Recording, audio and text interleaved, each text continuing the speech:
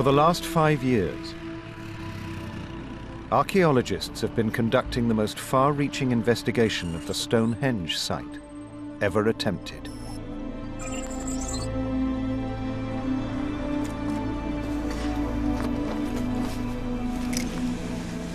With state-of-the-art technology,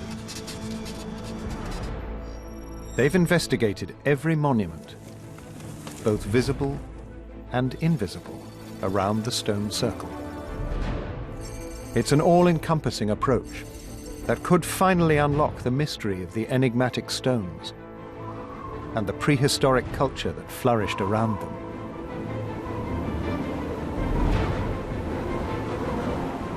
The groundbreaking work has already helped chart the first 6,000 years of the Stonehenge story. Now the focus has shifted to unlocking the secrets of the iconic monument itself. How was it designed? The Neolithic people had an architect, a surveyor, and a builder. How did it look? Just imagine how amazing Stonehenge would have looked, with all of these cut surfaces glistening white in the sun. And what was it used for? To be buried in that ditch at Stonehenge suggests we have a sacrificial victim.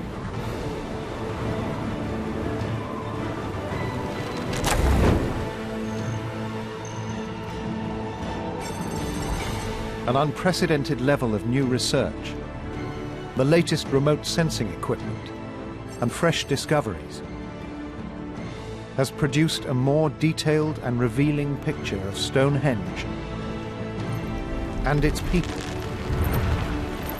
than ever before.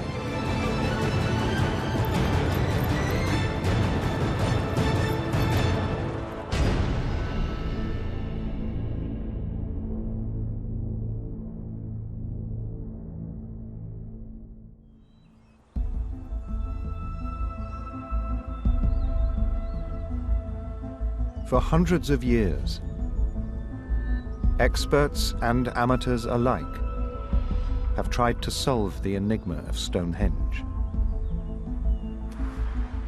Some of its mysteries have been explained, but the whole picture remained elusive.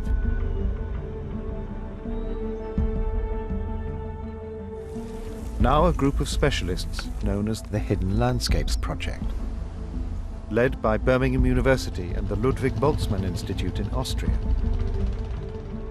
have taken a purely scientific approach to solving how Stonehenge was built and what it was used for.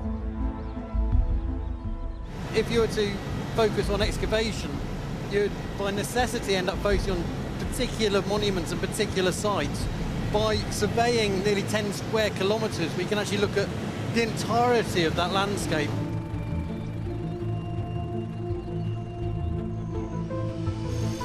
Using the data from their ground-penetrating equipment, the team have created a multi-layered digital map of a 10 square kilometre area around Stonehenge. If you walk around this landscape, you see some protected monuments covered by grass. But if you're going to put your magnetic eyes on, you see much more details and also the inner structure of this monument. The archaeologists have already thrown fresh light on the key events that led to the raising of the stones. Evidence of a 9,000-year-old settlement and a newly discovered natural phenomenon has suggested why, of all the places in Britain, Stonehenge was built where it was. This is the place where memories and traditions start. Stonehenge isn't just a new build, it's in response to something. Traces of a communal tomb, detected in a seemingly empty field, have shown how the ritualistic use of the landscape began 1,000 years before the stone circle was raised. They covered the whole thing with a big mound, forming this long barrow, a house for the dead people. And the discovery of a myriad of hidden temples and shrines has shown that Stonehenge is not alone. and never has been. Rather than seeing Stonehenge standing uniquely in the plain, we now start to see that there are a series of similar monuments. It begins to give us an insight into how the wider landscape was used at the time that Stonehenge was developing into the monument you see today. With the first 6,000 years mapped out, the rest of the Stonehenge story is now ready to be told.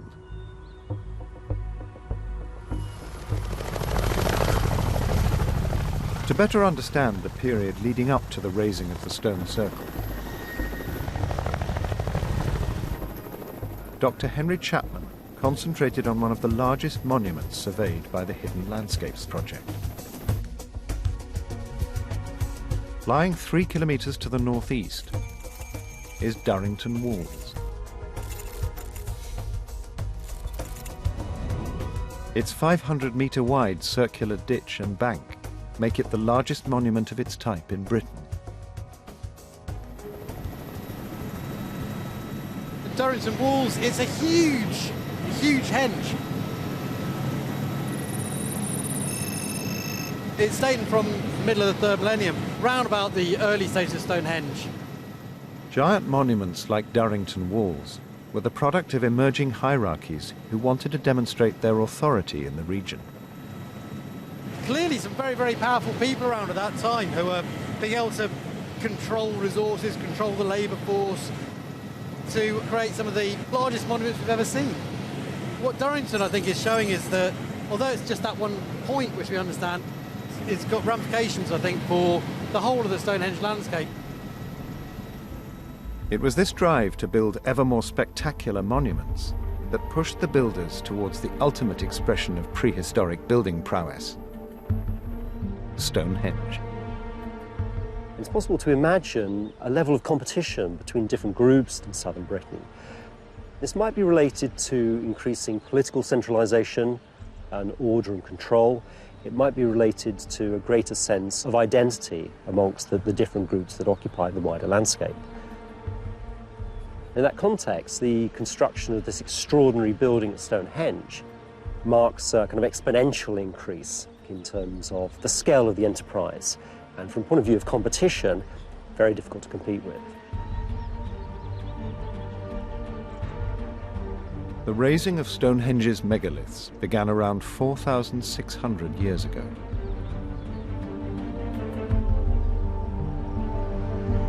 Made of a dense sandstone known as sarsen, the biggest of the megaliths weighed almost 40 tons.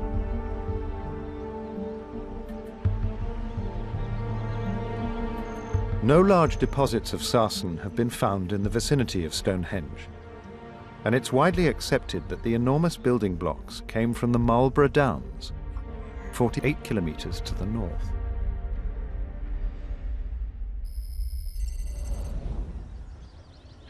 This is a sarsen field on the Marlborough Downs. The stones just lie on the surface. They don't have to be quarried. They're here naturally. Experimental archaeologist Katie Whitaker believes the prehistoric architect's choice of building materials went beyond the merely practical. Just as now, it's quite strange to come across these stones lying in the landscape. It must have been very odd in the late Neolithic to just discover them.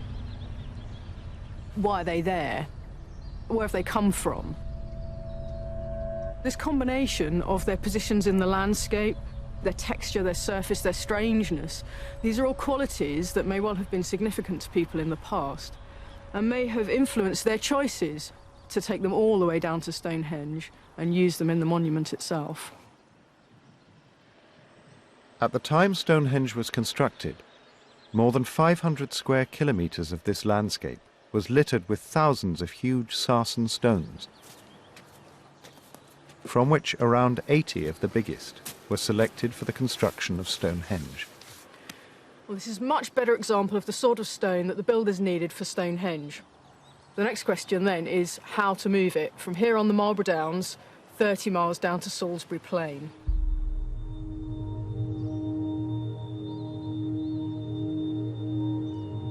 Despite numerous theories, the route taken by the huge Sarsens to Stonehenge is still disputed.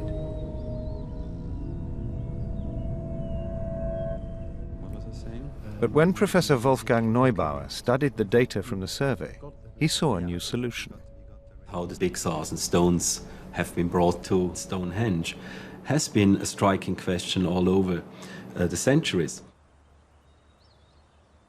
And one of the theories comes up with the idea that they brought the stones down on the river Avon, which is a rather small river. This theory then envisages the stones being dragged overland for the last couple of kilometers to their final resting place. Findings from the survey highlighted a problem with that idea. In the topographic data, we have a dry valley, and this means that there is a really massive depression which they would have had to cross with these heavy stones. So I think this theory is rather unlikely. Instead, Professor Neubauer has spotted what he believes to be a much more likely path along which the stones were transported. Running from the stone circle to the river Avon are two parallel ditches that form the monument known as the Avenue. Within the section closest to Stonehenge, there are a number of striations in the ground formed by glacial action.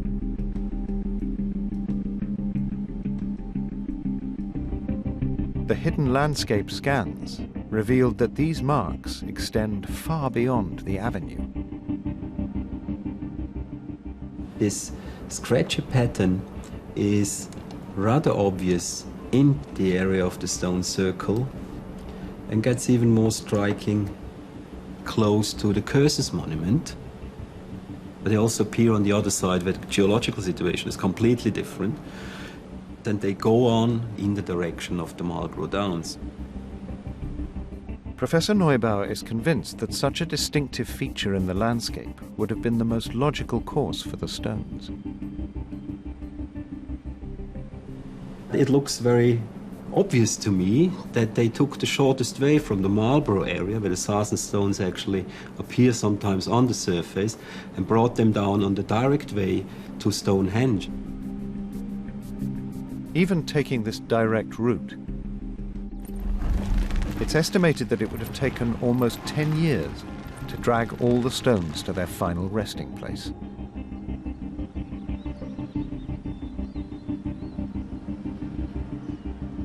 Yet remarkable as the transportation of the stones is, it's the precision of Stonehenge's design that sets it apart.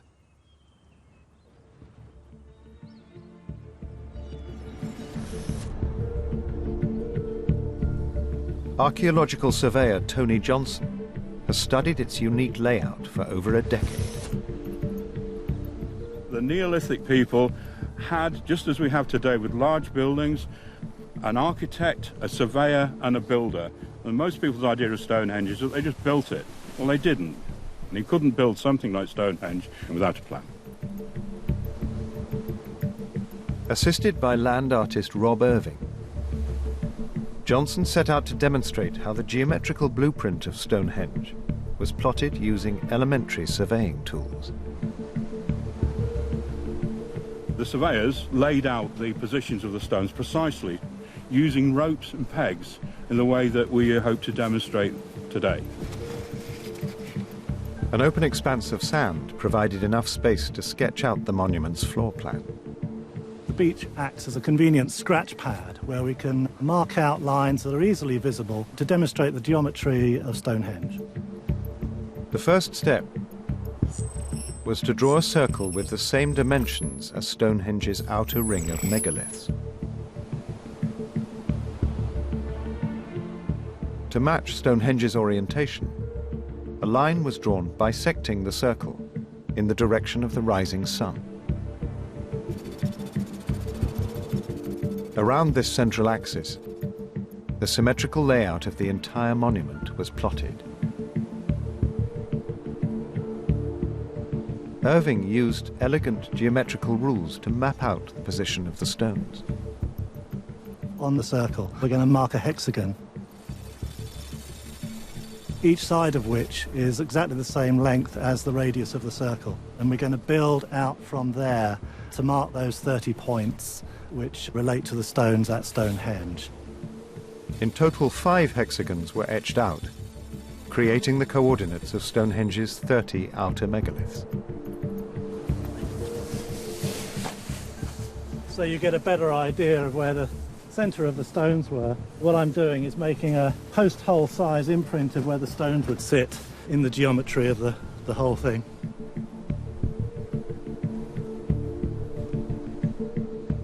From the position of key stones, the inner horseshoe of megaliths known as the trilithons was also calculated.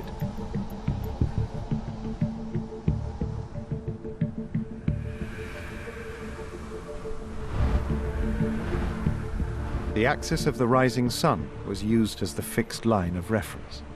What we're doing now is setting out the positions of the trilithons that form the horseshoe, which are in the centre of the geometric array. On this evidence, Johnson concluded that the monument was planned as a whole from the outset. Of course, the trilithons had to be erected first, so it proves that the surveying method they used was done in one phase, one plan. Everything was marked out on the ground before the stones were brought in. The monument's innate symmetry has revealed that the architects of Stonehenge had a grasp of geometry 2 millennia before the Greeks defined the term mathematics.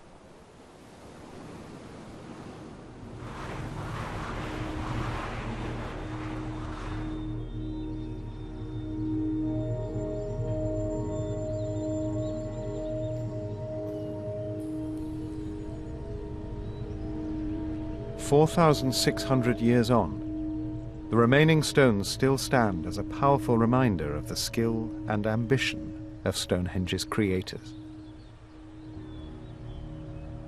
Obviously, a great deal of work went into the sizing of the stones to make sure you had the right lintels lengths to bridge the gaps, for example.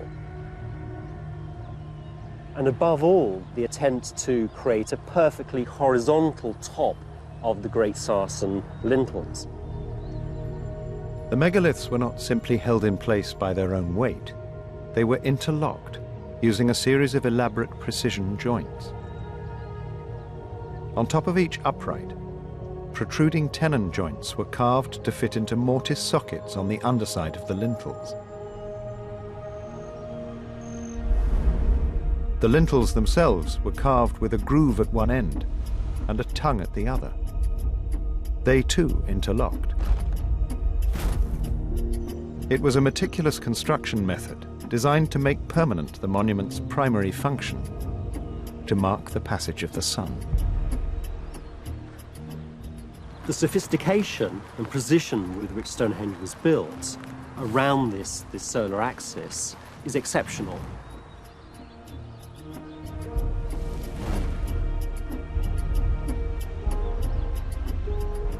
It could be that Stonehenge is partly concerned with measuring and celebrating important points in the annual cycle. Midsummer, midwinter, changes in the year from winter to spring to summer and so forth. The complexity of the architecture cannot be paralleled anywhere else. This does give Stonehenge an exceptional presence in the wider world at the time. There's nothing else quite like it.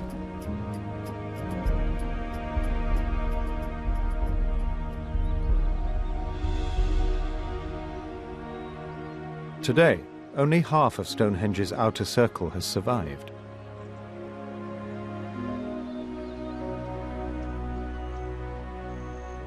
With no clue as to what happened to the missing Sarsens,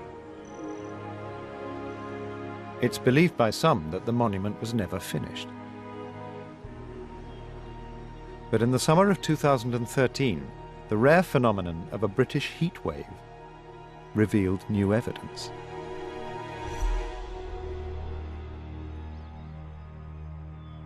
In 2013, we had a very wet spring, followed by a hot, dry spell in June, and that put the grass here under great stress. Grass was fighting for moisture, When it does that, it begins to parch. And we got a series of parch marks which showed us the positions of some stones which we'd never seen before at Stonehenge. So we had the position of stone 17 here, stone 18 here, stone 19 here, and stone 20 here.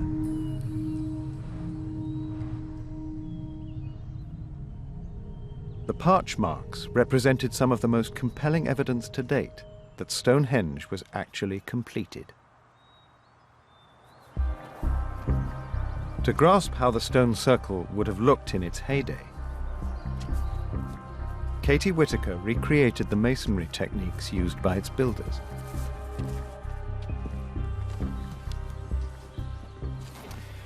When you look at Stonehenge today, you can see that the Sarsens are really quite dark greys and browns in colour, a bit like this piece of Sarsen here, and that's because of the weathering that they've undergone over thousands of years. Sarsen is so hard, the tools used would also have to have been made of sarsen. This hammerstone is made of the densest type of sarsen that you can collect. It's got a good shape, it's got a good edge here, which will help me pick away at the surface.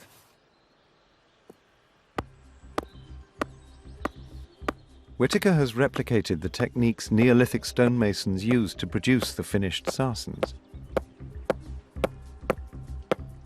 It's been calculated that to shape all the megaliths like this would have taken 10 masons over a decade.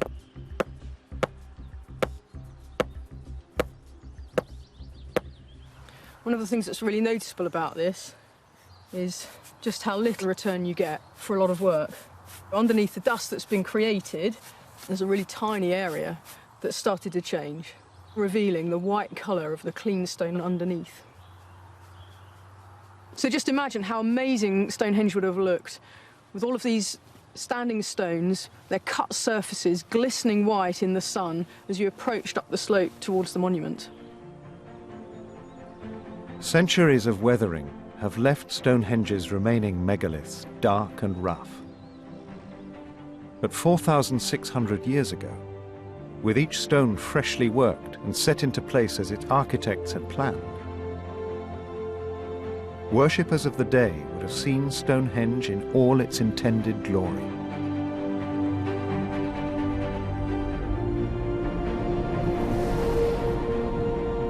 A stunning, gleaming white monument.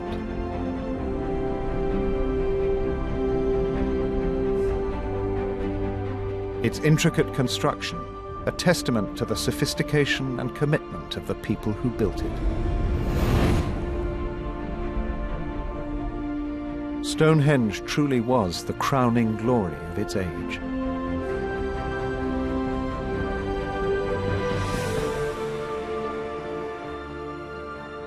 But the story didn't stop with the raising of the stone circle.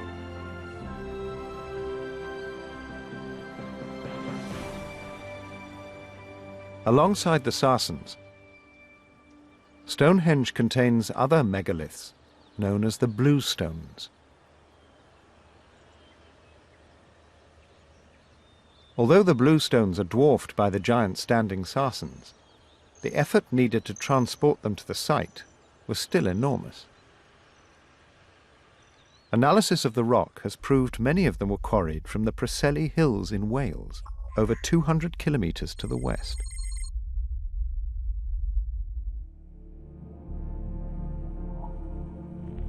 Skeletal remains found close to Stonehenge have provided a glimpse into the life of one family, dating back to the period when the blue stones were raised.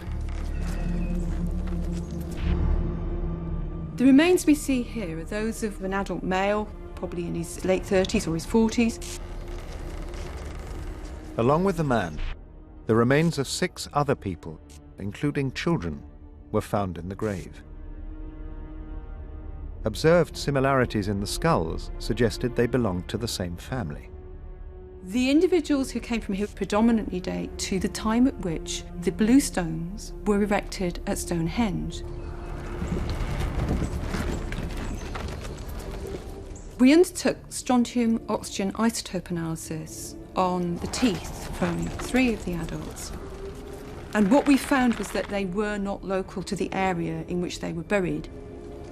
They had originated from about 150 to 200 kilometres west of Stonehenge.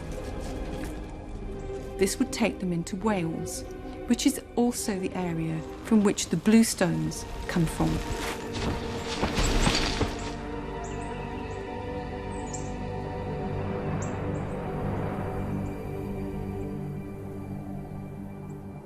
The coincidence of blue stones and people migrating from the same part of Britain to Stonehenge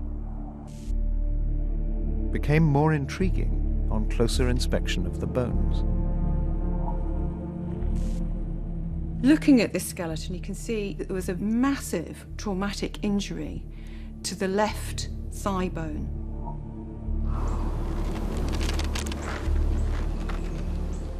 The contours have undergone a major change.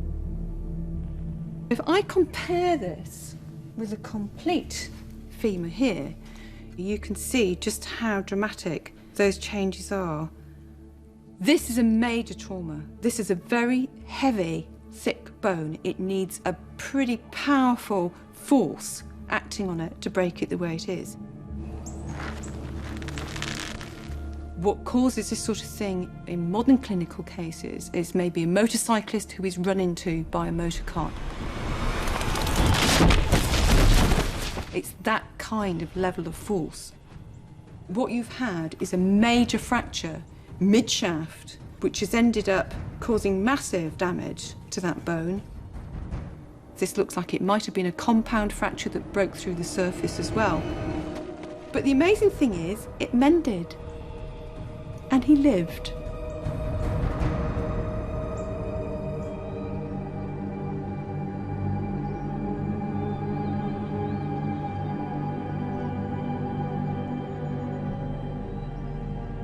Further archaeological investigations of the blue stones have shown that after their initial placement, they were repositioned a number of times.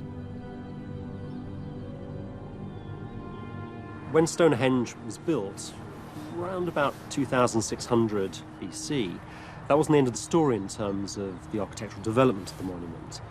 In the following centuries, on several occasions, the arrangement, particularly of the blue stones, was altered. It's likely that these reorganisations relate to changing ceremonial activities.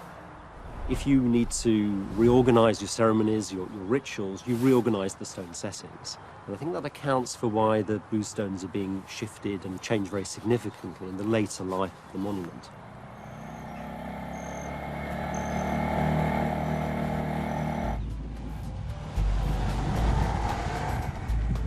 To understand what motivated these changes,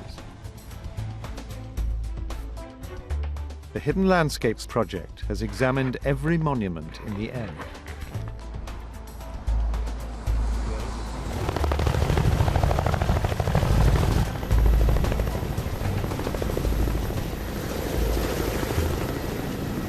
Seeing Stonehenge from above, it does reinforce that sense of the importance of looking at all of the monuments together, looking at the whole landscape rather than just the site. And that's exactly what we've been doing with the project. Identifying the importance of the other monuments which are going to add and enrich our understanding of this landscape. Situated just to the north, in clear sight of Stonehenge, a collection of tombs known as the Cursus Barrow Group were constructed after the completion of the stone circle. Their appearance marked the arrival of a culture that had a profound impact on the ritual use of the monument and its surrounding landscape. The Cursus Barrow Group is a beautiful arrangement of different styles of building, but in terms of the overall story of Stonehenge, these are quite a late addition. These things are coming in after Stonehenge has been completed. We're getting new styles of burial, new styles of material, pottery, grave goods. We're getting the beaker phenomenon.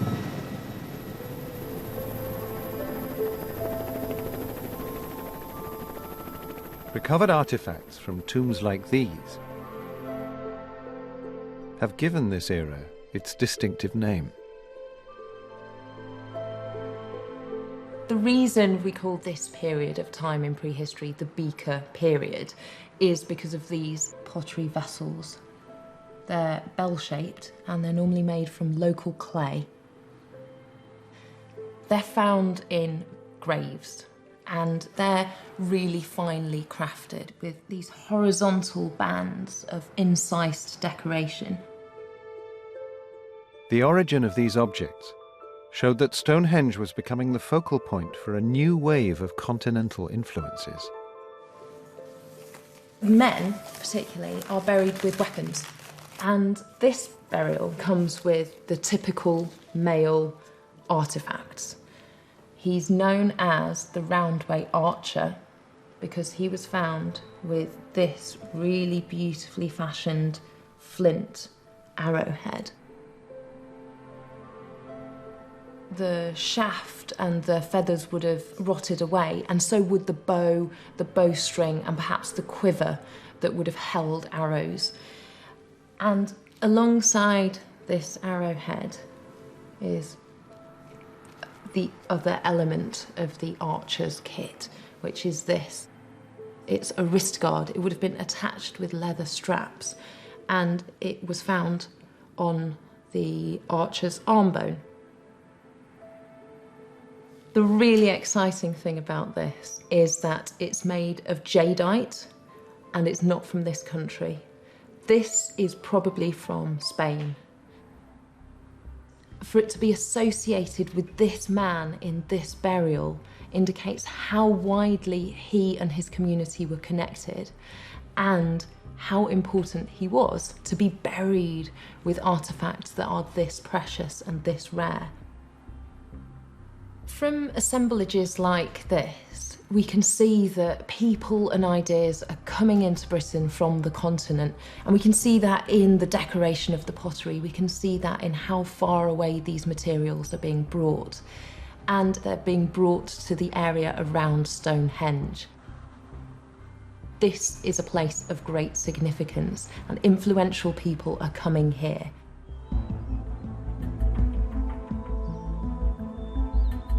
As well as celebrating its dead in complex burial groups, the Beaker culture also stamped its identity on the region by constructing the 2.5-kilometre long processional route known as the Avenue.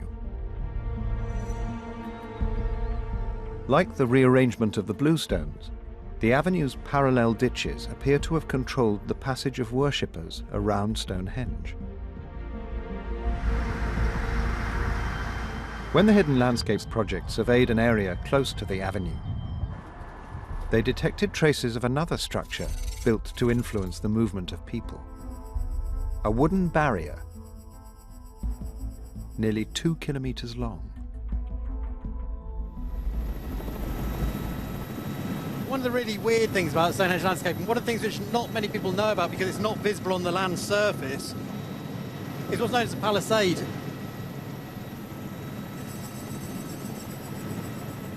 It's effectively a long fence which runs from the western side of Stonehenge and curves around towards one of the gaps in the cursus. Excavations of the southern end of this palisade have dated it later than the construction of Stonehenge, and predicted that some of its posts were as much as 7 meters tall. The palisade bisected the entire landscape.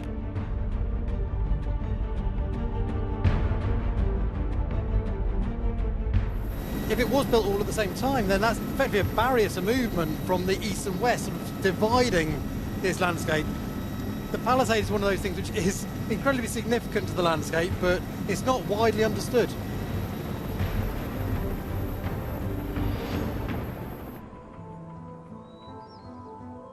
Along with the transformation of the land around Stonehenge, the Beaker period brought with it new ritualistic uses of the stone circle.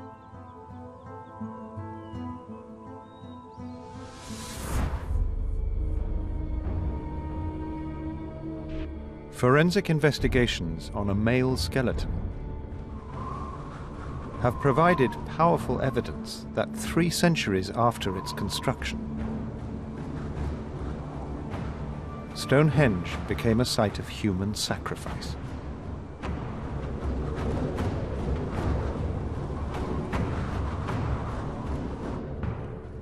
This is a really nice looking skeleton.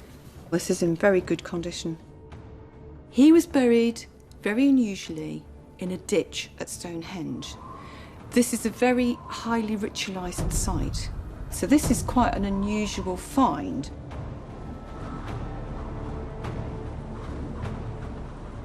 People often get the impression that in the distant past, life was nasty, brutish and short. We know that this man died when he was in his late 20s, but I wouldn't say his life had been nasty and brutish. You look at him, he was a robust, muscly man of about 5'10". Tiny nicks on the man's bones show the cause of death. He was shot repeatedly with flint arrows. The location of the skeleton's burial showed this was no ordinary death. To be buried in that ditch at Stonehenge with the injuries he has suggests we have a sacrificial victim.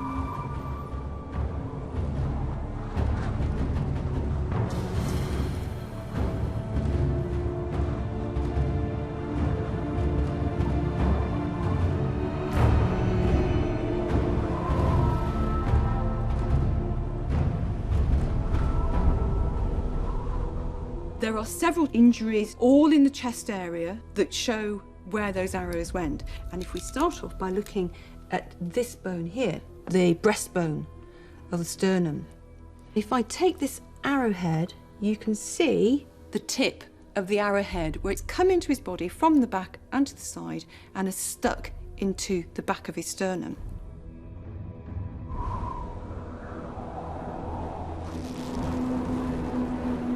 In addition, we have injuries in the right side of the ribs. You can see there are 2 little marks, one here, and although this is damaged, there is also another mark there. And these are where the arrowhead has passed through between the ribs and gone straight through into the body, where it is stuck within the soft tissues.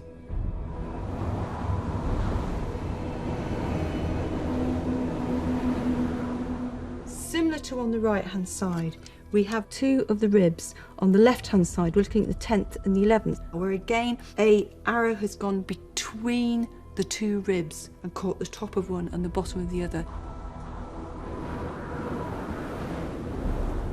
And we know that this is one of the 3 that would have killed this young man.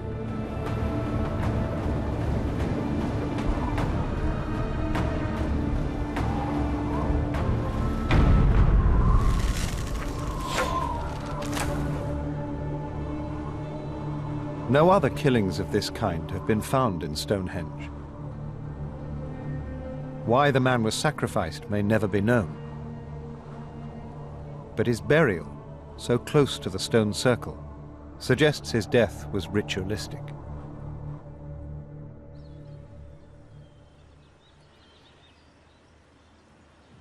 While one grave showed evidence of bloody sacrifice, other excavated beaker graves in the Stonehenge landscape have also been remarkably well preserved.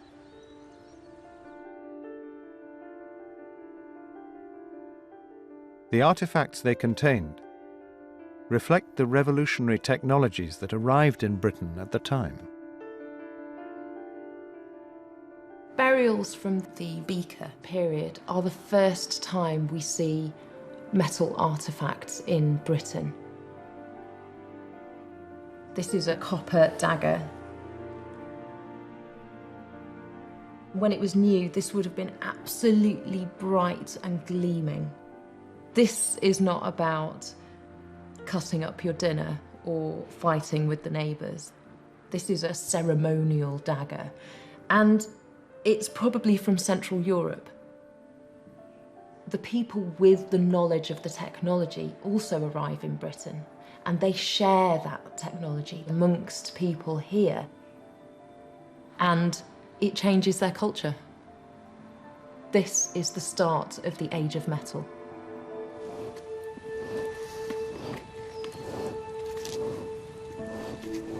Soon after the introduction of copper, it appears that British smiths worked out the secret of making a superior metal, bronze.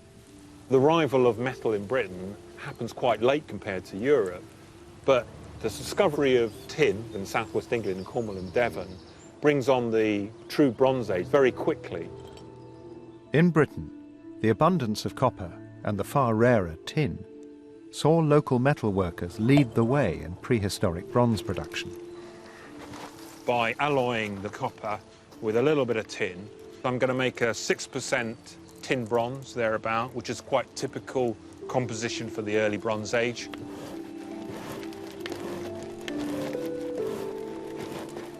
Bronze tools and weapons were far harder and more durable than anything made from copper or flint.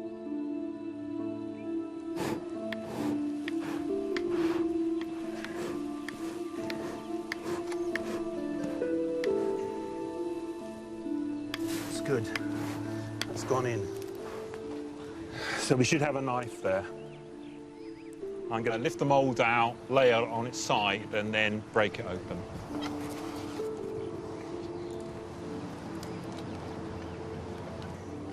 This is the moment of truth.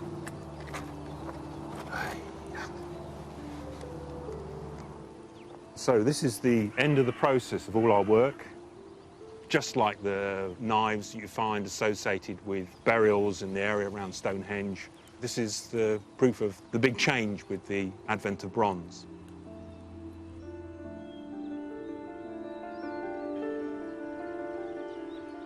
As Britain entered the Bronze Age, Stonehenge was already over 400 years old, an ancient monument in its own landscape. But as an explosion of tomb building shows, its reputation was greater than ever.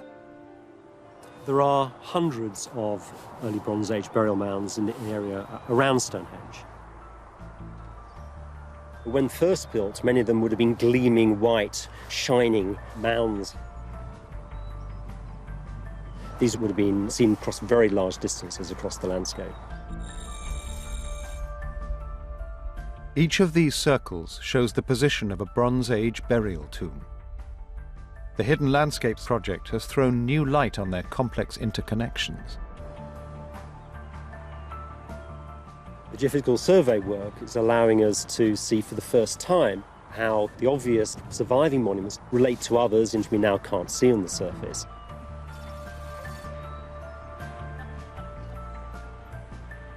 Up till now, we've only seen little snippets of the landscape. This allows us to put it all together in one big picture.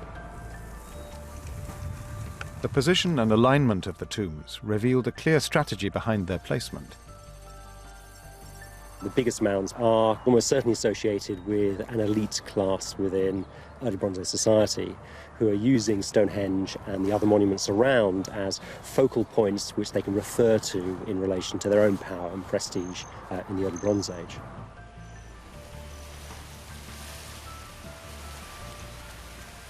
Artifacts discovered in these graves show these generations of Stonehenge people were more connected than ever before with the wider world.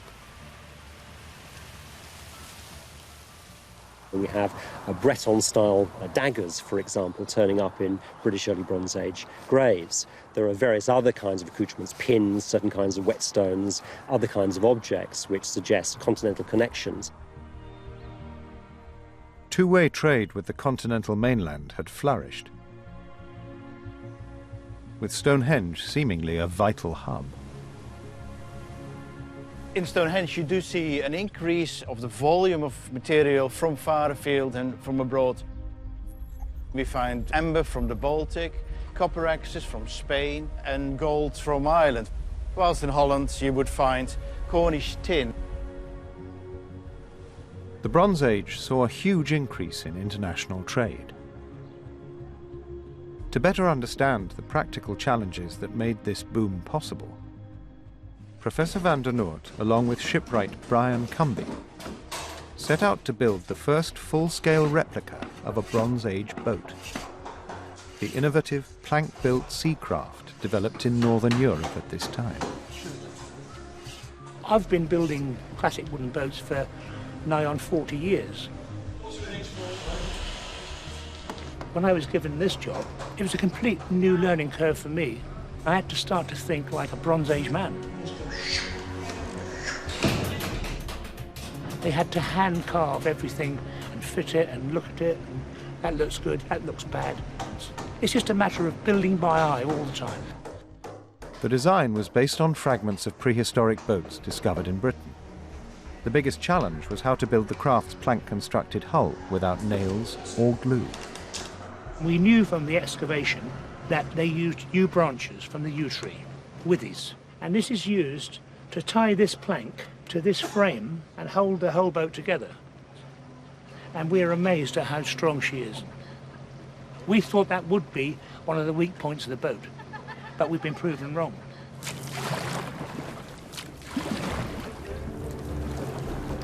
To test the viability of their sewn plank hull, Van der Noort and a crew of 19 took the replica on its maiden open water voyage.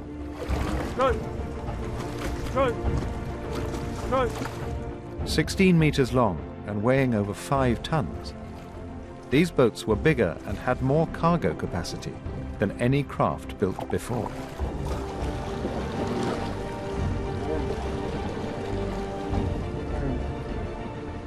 Well, they're just measuring it using GPS, 2.5 knots in cruising speed, so 2.5 sea miles per hour. And when we push it hard, it goes just over 3.5 knots. Travelling at this rate, a Bronze Age boat could have crossed the channel in less than a day.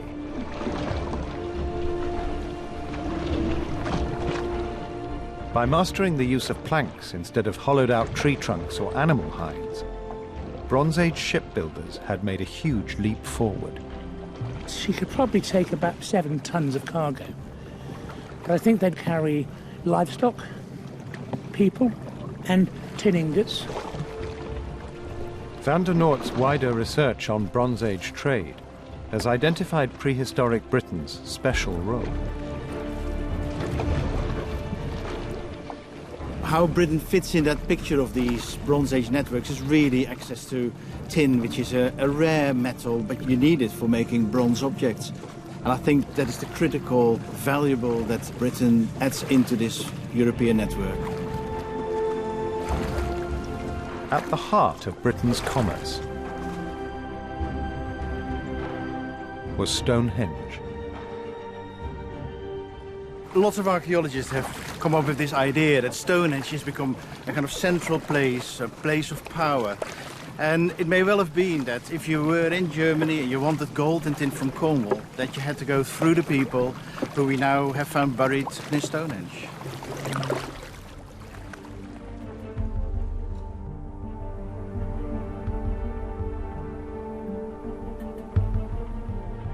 The increasingly ostentatious placement of tombs around Stonehenge during the late Bronze Age confirmed its status as the place for the upper echelons to flaunt their power and influence. The burial mounds built in between about 2000 and 1700 BC appear to be in position not only for wider communities to see, but perhaps more importantly for competitor groups to see from other vantage points. We might imagine a kind of political landscape here, where the elites are jockeying for prime position. Funeral events would have served as opportunities for expressing the power of the dead individuals, but also the power of the groups conducting the funerals. But they were not just expressing their power within the community. They were also celebrating their wealth, because excavated from some of these high-status tombs has come a remarkable amount of gold. This absolutely exquisite artefact was discovered in the Bush Barrow in 1808. The Bush Barrow is about half a mile away from Stonehenge and on a direct alignment with the most sacred central area of the monument. It's been dated to around 1950 BC. The piece itself is known as a lozenge. It's almost pure gold. And across the whole of it, there are geometrical designs of parallel lines and diagonal zigzags. And it's perfectly executed. The level of workmanship and the amount of gold in this lozenge indicate that this person was incredibly high status, perhaps a chief, perhaps a senior priest.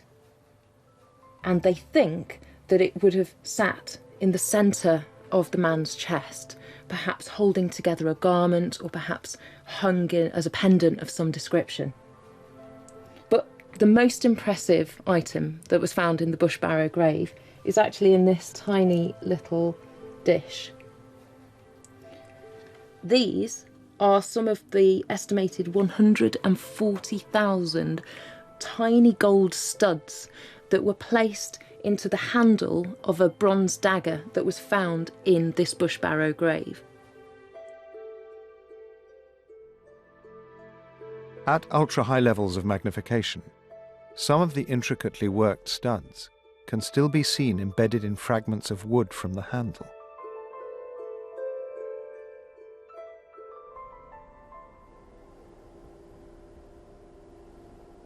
Artist Willard Wigan is uniquely qualified to understand what it took to achieve gold working on this microscopic scale.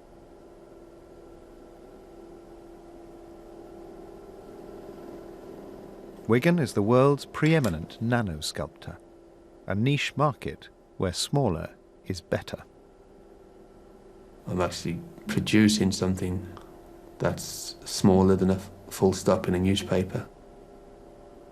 Wigan's completed works sit framed in the eye of a needle or on the head of a pin. Because I'm working on this molecular scale, you have to hold your breath. I'm actually working between the pulse beat. The process to actually finish one can take anything up to 2 months. Things are going to go wrong, you're going to lose pieces. Something will bend up and it'll turn into a little catapult and then what you've been working on for 4 weeks is gone. Based on his own skills, Willard has figured out the techniques the ancient gold workers must have used.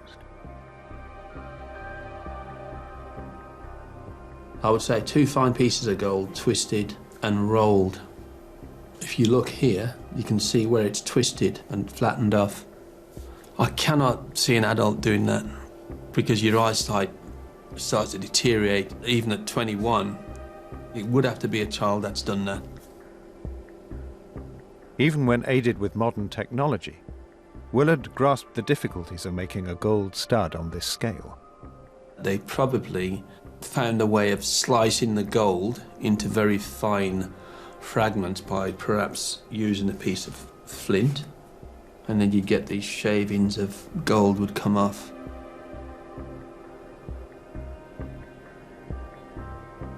Your movements would have to be very, very fine, so I'm twisting one that way and one the opposite way.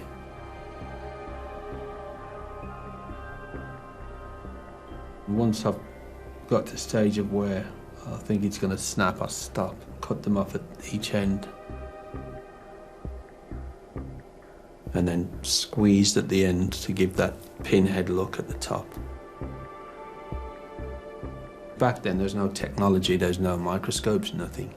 This is a phenomenal achievement.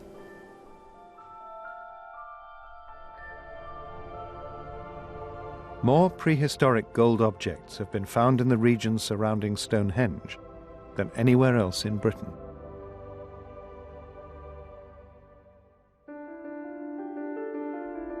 This golden age represented Stonehenge at the peak of its power and wealth.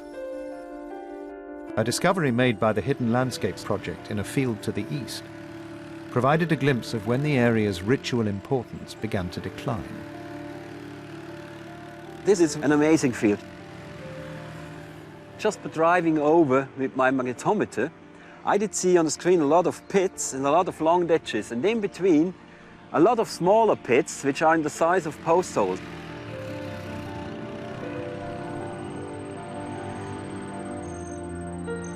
From the shape and distribution of the features, Professor Neubauer recognized the telltale footprints of prehistoric buildings.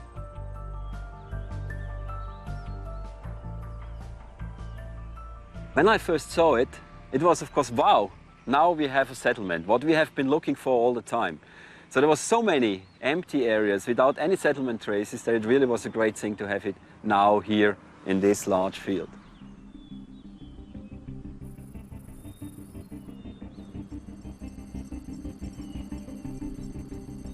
The evidence of everyday life encroaching into areas previously held sacred represented the beginning of the Stonehenge landscape's demise as a ceremonial site.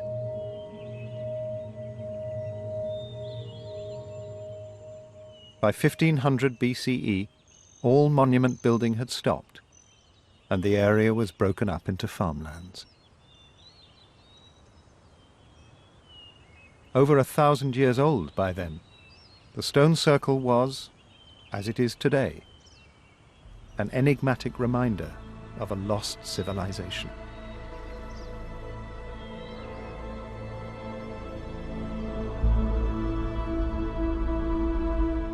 '21st century technology, underpinned by hard archaeological evidence, has revolutionized the understanding of Stonehenge. As we start to see our results in relation to other people's results and so on, we've got as complete a picture as we can ever have, I think, of the entire landscape. We're reinventing Stonehenge for this generation. By peeling away the land, the archaeologists have rewritten the 10,000-year-old story of the sacred site. From its origins as a hunting ground to its rise as a ceremonial arena.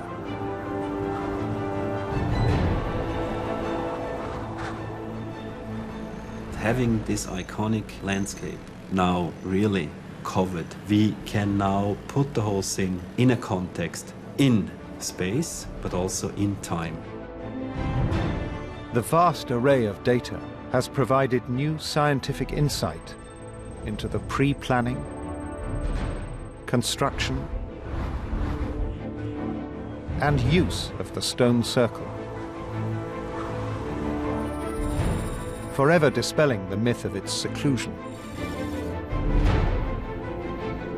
Just as significantly, the discoveries have placed Stonehenge at the very heart of a fast-evolving and dynamic culture.